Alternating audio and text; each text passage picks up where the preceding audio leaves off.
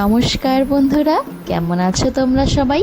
তানিজ small ওয়ার্ল্ডের আরও একটি ব্লগে তোমাদের সকলকে অনেক অনেক স্বাগত জানাই। আজকে হলো 15ই জুন, দিনটা রবিবার। আজকে সবার জন্য একটা স্পেশাল ডে, যেটা হলো ফাদার্স ডে। পৃথিবীর সকল বাবাদের জানাই হ্যাপি ফাদার্স ডে। পৃথিবীর সকল বাবা যেন খুব খুব ভালো থাকুক। তো আজকে আমাদের সেরকম কোনো প্ল্যানিং ছিল না, প্ল্যানিং ছিল, আমার মনে মনে কিছু প্ল্যানিং ছিল। সেই প্ল্যানিং হতে না হতে হঠাৎ করে সকাল সকাল বাবার ফোন, যে আজকে তোরা ব্যান্ডেলে একটু আয় না। আমার বাবাদের বাড়িতে প্রত্যেক রবিবার সৎসঙ্গ হয়। বাবারা একটা দীক্ষায় দীক্ষিত আছেন, যেটা হলো একটা পাঞ্জাবি গুরুমা, যিনি দিল্লিতে থাকেন। তো সেটাতে মানা হয় যে ভগবান বলে কিছু হয় না, মানুষের মধ্যেই ঈশ্বর বাস করেন। তো মানুষে যেন সম্মান করুক, ভালোবাসা করুক, নমস্কার করুক, সেটাতেই আমাদের সবথেকে বড় পুণ্য হবে। মানব সেবা হলো সবথেকে বড় সেবা, তার থেকে বড় সেবা আর কিছু নেই। তো এইটা নিয়েই এই সংস্থাটা এগিয়ে যাচ্ছে। আর প্রত্যেক মাসের যে কোনো একটা রবিবার করে বাবারা লঙ্গর করাচ্ছেন। লঙ্গর মিন্স সকলকে খাওয়া দাওয়া করানো, সৎসঙ্গের সকল মানুষকে, তার সাথে যারা যারা আসতে চায় খেতে, সকলকে। তো তার মধ্যেই ছিল আজকে একটা সেই রবিবার। তো বাবা বলছে যে এত লোক আমার বাড়িতে আসবে, তোরা আসবি না? একটু আসলে খুব ভালো লাগতো। এবার কি করব? কার্তিক বলল যে চলো, বাবা এত করে যখন বলছে চলো ঘুরেই আসি। ব্যাস চলে এলাম, আমরা ট্রেনে বসলাম। আমাদের আস্তে আস্তে মোটামুটি দুপুর হয়ে গেছিলো, বিকেল থেকে ছিল প্রোগ্রাম। তো এই যে আমাদের রাঁধুনিরা, এই কাকু হলেন আমাদের ফ্যামিলির পার্মানেন্ট রাঁধুনি।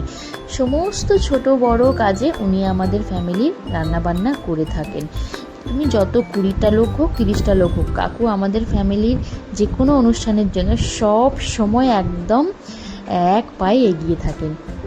বিকেল হতে না হতেই দেখো সমস্ত জোগাড়। এই যে এটা হচ্ছে প্রত্যেক রবিবার আমাদের ছাদে এরকম আয়োজন হয়। তো এগুলো হতে না হতেই আমার জামাইবাবু বললো যে চলো, দিদি জামাইবাবুর তো নতুন বাড়ি হচ্ছে। তো বললো যে তুমি তো আমাদের বাড়িটা দেখোনি, কতটা কি হয়েছে, চলো একটু দেখে আসবে। আমিও বললাম যে না, যাই। সত্যিই তো, আমি তো একবারও যাইনি। কার্তিক যদিও অনেকবারই গেছে দেখতে, কিন্তু আমার এখন অবধি একবারও যাওয়া হয়নি। তাই হুট করে বেরিয়ে পড়লাম একটু দিদিদের বাড়ি দেখতে। এই যে দিদিদের বাড়ি অনেকটাই উঠে গেছে, আর খুব তাড়াতাড়ি ঢালাই হয়ে যাবে। আজকে লেলটন ঢালাইটা হয়েছিল। তো অনেক দিনের ওদেরও স্বপ্ন পূরণ হলো, অনেকটা বছর ওরা ভাড়া বাড়িতে কাটিয়েছে। যাই হোক, কষ্টের ফল আজকে পেয়েছে, সেটা কার না ভালো লাগে। তো দিদির বাড়িটা কমপ্লিট হলে অবশ্যই তোমাদের সাথে আমি শেয়ার করব, অ্যান্ড খুব ভালো লাগবে আমার শেয়ার করতে। তো দিদির বাড়িতে দেখা হয়ে গেল, জানাই বললো চলো একটু চা খেয়ে আসি। চা খেতে চলে গেলাম ব্যান্ডেল চার্চের একদম পাশে। তোমরা দেখতেই পাচ্ছ, এটা হলো আমাদের ব্যান্ডেল চার্চ। অনেকেই এসছো, অনেকেই জায়গাটা চেনো, জানো। তো ওখানেই আমরা একটু চা খেতে চলে এসেছিলাম। জামাইবাবু বললো ওখানে নাকি খুব ভালো চা বানান উনি। তো আমরা বললাম চলো, বিকেল হয়ে গেছে, একটু চা মনটাও করছে, গিয়ে একটু চা খেয়েই আসি নয়। ব্যান্ডেল চার্চটা দেখে এত ভালো লাগছিল। বহু বছর হয়ে গেল ব্যান্ডেলের থেকেও ব্যান্ডেল চার্চে যাওয়া হয় না, যেটা হয়ে থাকে আর কি। তো কিছু করার নেই, পাশের লোকই ট্রেন মিস করে, একটা কথা আছে না, সেইটাই হচ্ছে আমাদের ব্যাপার।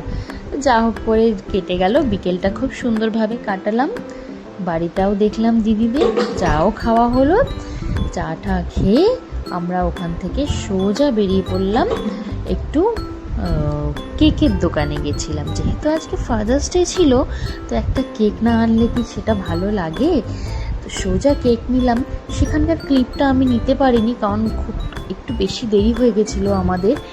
তো বাড়িতেও প্রোগ্রাম হচ্ছিলো, এতগুলো লোকের আসা যাওয়া, তো খুব তাড়াতাড়ি বেশি টাইম ওয়েস্ট করলে চলবে না। তাই খুব তাড়াতাড়ি কেকের দোকানে গিয়ে কেকটা নিয়েই আমরা বাড়ি চলে এলাম।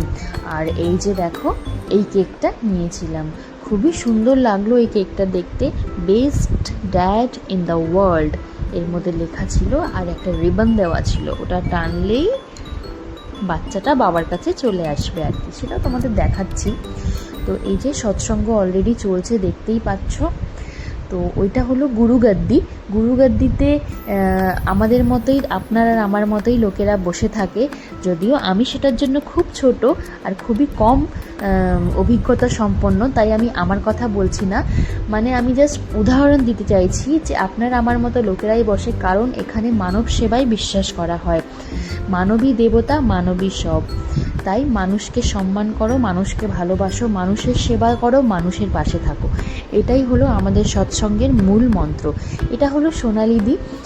তো উনি সৎসঙ্গের সাথেও জুড়ে আছেন এবং আমার বাবার অফিসেও কাজ করেন। তো সেই সূত্রে ওনার সাথেও একটা পারিবারিক সম্পর্ক রয়েই যায়। উনি সমস্ত ফল কেটে জোগাড়জান্তি করেছিলেন। আর এই যে এরা দুই ভাই বোন এখানে যুদ্ধ করছিল। ব্যাস সৎসঙ্গ শেষ হতে না হতেই লঙ্গার স্টার্ট হয়ে গেল। সকলকে আমরা বসিয়ে খাওয়াচ্ছিলাম, যতটা আমাদের সাধ্য, যতটা আমরা সেবা দিতে পারছিলাম।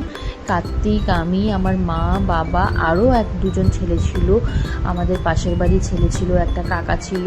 মানে মোট কথা যে যেভাবে পেরেছে সকলকে সেবা দিয়েছে, সকলকে খাইয়ে দাইয়ে আর ওখানে যতটা সেবা করতে পেরেছে লোকের সব করেছে আর কি। তো যাই হোক, তার মধ্যেও তো ভুল ত্রুটি হতে পারে, সেটা নয়, ক্ষমা চেয়ে নেওয়া যায়। তো যাই হোক, এখানে আমার ছেলে এই যে ওর সাথে যুদ্ধ করছিল, ভীষণ যুদ্ধ, বাবারে বাবা, ওর তো যুদ্ধ নিয়ে আর পারি না। আর এই যে আকাশি রঙের ড্রেস দেখছেন, এটা হচ্ছে সেবা দলের লোক। মানে সমস্ত সৎসঙ্গে গেলে আপনারা এরকম ড্রেস পরা লোকেদের দেখতে পাবেন। মহিলারা এরকম ড্রেস পরেন আর পুরুষরা পরেন খাকি যে ড্রেস হয় সেটা পরেন। তো ওটা দেখেই বুঝে নিতে হবে যে তারা হচ্ছে সেবা দলের লোক। তারা জুতো সাজানোর থেকে, জুতো পরানোর থেকে সমস্ত কাজ করে থাকেন। একদম ছোট থেকে বড় সমস্ত কাজ ওনারা আপনার করবেন। আপনার সেবায় আপনি এক গ্লাস জল চাইলেও আপনার মুখের কাছে এগিয়ে দেবেন। এটাই হলো সেবা দলের লোকের বিশেষত্ব। তো যাই হোক, অনেকটাই বলেছি আপনাদেরকে, আশা করি আপনারা বুঝতে পেরেছেন, আশা করি আপনাদের খুব ভালো লেগেছে। তো সবার খাওয়া দাওয়া মোটামুটি 4টে থেকে 5টা ব্যাচে সবার খাওয়া দাওয়া আমাদের কভার হয়ে গেছিলো। যারা যারা আসতে পারেনি তাদের পরিবারের লোকেরা এসছিল, যারা যেটুকু পেরেছে নিয়ে যেতে পেরেছে, আর অনেকেই আবার নিয়ে যেতে পারেও নি। সবার তো আর নিয়ে যাওয়া সম্ভব হয় না, সবাই সেরকম, অনেকেই প্রিপেয়ার ছিল না, তো সেরকম খাবার নিয়ে যাওয়ার জায়গাও আনেনি। আর আজকে স্পেশালিস্ট ছিল আমাদের বোঁদেটা। তো কাকু আজকে বললেন যে আজকে বোঁদে বাইরে থেকে আনতে হবে না, বোঁদেটা আমিই বানাবো। তো কাকু ভীষণ ভালো বোঁদে বানিয়েছিলেন। সবার বোঁদেটা এত পছন্দ হয়েছিল যে বলার মতো না। অনেকটা বোঁদে বেঁচেও গেছে, বোঁদে দিয়ে মুড়ি খেতেও খুব ভালো লাগে। তো আর সবাই অনেকটা, যারা মিষ্টি খেতে ভালোবাসে বা যাদের সুগার রেস্ট্রিক্টেড নয়, তারা বোঁদেটা অনেকটা খেয়েছে। গরম গরম লুচির সাথে বোঁদে খেতে সত্যিই খুব ভালো লাগছিল। এটা হলো আমার বাবা, তোমরা নিশ্চয়ই সবাই চেনো বা জানো। আমার বাবা মাও ওখানে ছিলেন। বাবা তো সকাল থেকে এভাবেই কাজই করে যাচ্ছে আর কি, ভালো জামা কাপড় পরারও সুযোগ পায়নি।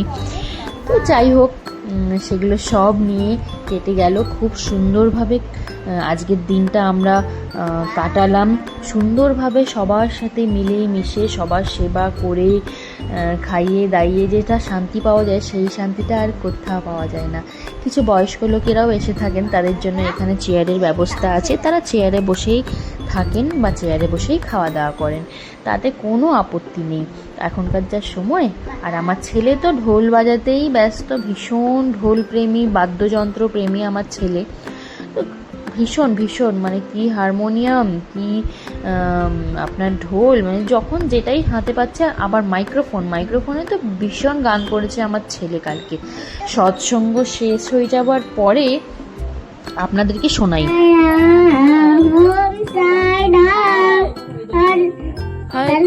হায় রে হায় রে, কৃষ্ণ রাধে রাধে শ্যাম, কৃষ্ণ গোবিন্দ হরে মুরারে, হে রাধে রাধে দেবা।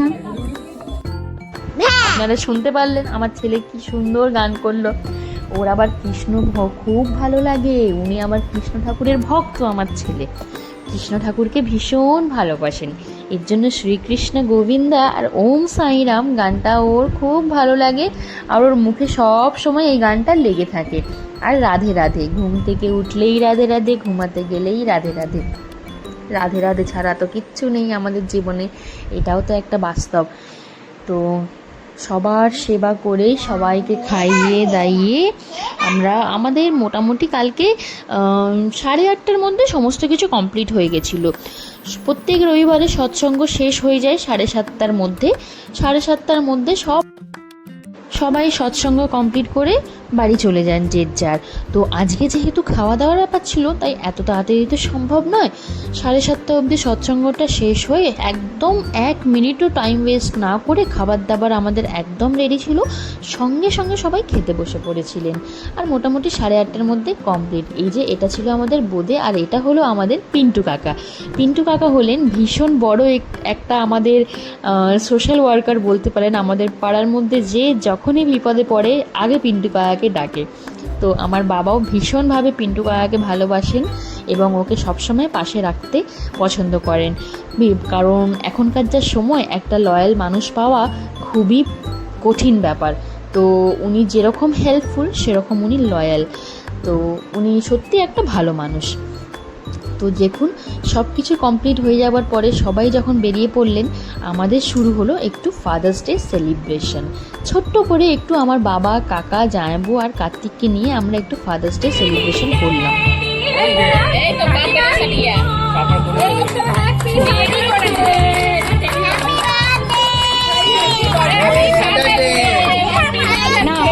काटो এবার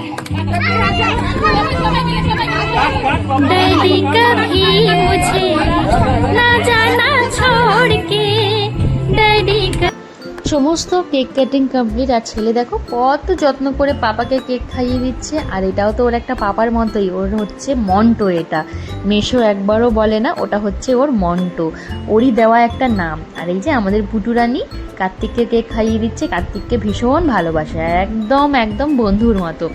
কার্তিকও ওকে সেরকমই ভালোবাসে। ব্যাস সমস্ত কিছু কমপ্লিট করে এবার রাতের খাওয়া দাওয়াটা আমরাও সেরে ফেলছিলাম, কারণ সবাই সকাল থেকে ভীষণ টায়ার্ড। বরমশাই বলল লুচি খেয়ে নিয়েছিল ও সন্ধ্যাবেলা, ও বলল যে আমি এখন জল ভাত খাও, যেটা খেয়ে যেটা খেয়ে তৃপ্তি, আমরা বললাম সেটাই খাও। তো যাই হোক, চলো তাহলে আজকের ব্লগটা এখানেই শেষ করি। আশা করি তোমাদের সবার খুব ভালো লেগেছে। যদি ভালো লাগে একটা লাইক করো, কমেন্ট করো, আর ব্লগটা একটু শেয়ার করো। খুব ভালো থেকো, সুস্থ থেকো। দেখা হবে অন্য আরেকটি ব্লগে। ততক্ষণের জন্য টাটা।